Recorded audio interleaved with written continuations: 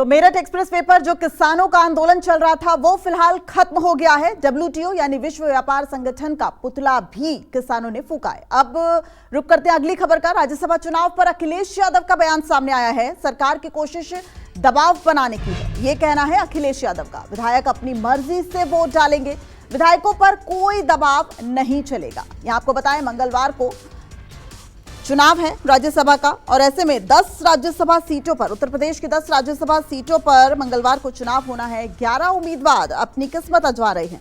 अगर विधायकों की संख्या देखें तो उसके आधार पर 7 बीजेपी और 2 जो सपा की राज्यसभा सीट पर जीत तय है। लेकिन कश्मकश है, एक जो बची हुई सीट है उस पर बीजेपी अपना दमखम दिखा रही है, वहीं समाजवादी पार्टी अपना भी जोर आजमाइश कर रही है।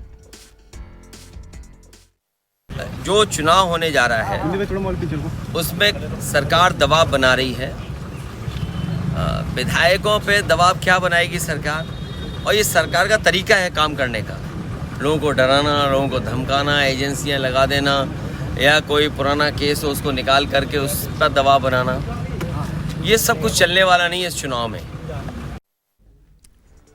और देखिए, इसी खबर पर एक और अहम खबर आ रही। राज्यसभा चुनाव को लेकर राजा भैया का बड़ा ऐलान हुआ है। बीजेपी को वोट करेगी राजा भैया की पार्टी।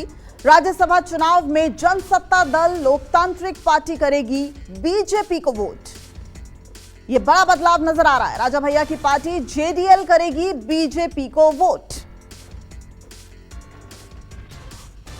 दल का वोट भारतीय जनता पार्टी के साथ।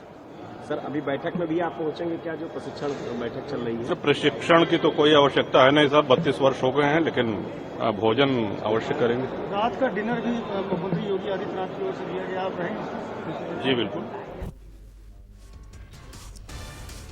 तो देखिए, यही बड़ी खबर। राज्यसभा चुनाव मंगलवार को होना है और इसी को लेकर अहम बदलाव सामने आया। और इस वक्त हमारे साथ अशोक तिवारी, हमारे संवाददाता, जुड़ गए हैं। अशोक, अगर विधायकों की संख्या बल के आधार पर देखें तो 7 बीजेपी और 2 समाजवादी पार्टी, लेकिन एक सीट को लेकर कश्मकश जारी है और उसी को लेकर लगातार बदलाव भी नजर आ रहे हैं। क्या लग रहा है, मंगलवार को राज्यसभा चुनाव में क्या और कुछ हो सकता है? कौन से ऐसे पत्ते हैं जो खुल सकते हैं?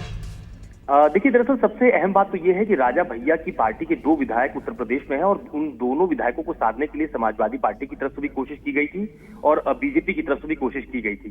लेकिन आज राजा भैया ने, जब विधायक दल की बैठक हुई है एनडीए विधायक दल की, तो उसके बाद उन्होंने स्पष्ट कर दिया है कि उनकी पार्टी के सभी विधायक एनडीए के उम्मीदवार को वोट करेंगे, यानी कि जो 11वें उम्मीदवार है संजय सेठ, उनके पक्ष में वोट करेंगे। लेकिन अभी भी 2 विधायक अगर बीजेपी के साथ आ भी जाते हैं तब भी बीजेपी को अपने जो नवा उम्मीदवार है उसको जितवाने में काफी कश्मकश करनी पड़ेगी। क्योंकि अगर आप संख्या बल की बात कीजिए तो विधायकों की संख्या के हिसाब से समाजवादी पार्टी के जो 2 उम्मीदवार हैं वो तकरीबन जीतते हुए साफ तौर पर नजर आ रहे हैं। और ठीक उसी तरह से ये जो भारतीय जनता पार्टी है, इनके 7 उम्मीदवार जो है वो पूरी तरह से जीतते हुए नजर आ रहे हैं। लेकिन पूरी लड़ाई सिर्फ एक सीट को लेकर फंसी हुई है, क्योंकि संजय सेठ को उम्मीदवारी उतारने के बाद बीजेपी की तरफ से लगातार जो समाजवादी पार्टी के विधायक हैं, दूसरे जो विधायक हैं, उनसे संपर्क साधा जा रहा है और दोनों ही दलों की तरफ से कोशिश की जा रही है कि उनका तीसरा उम्मीदवार चुनाव में जीत जाए।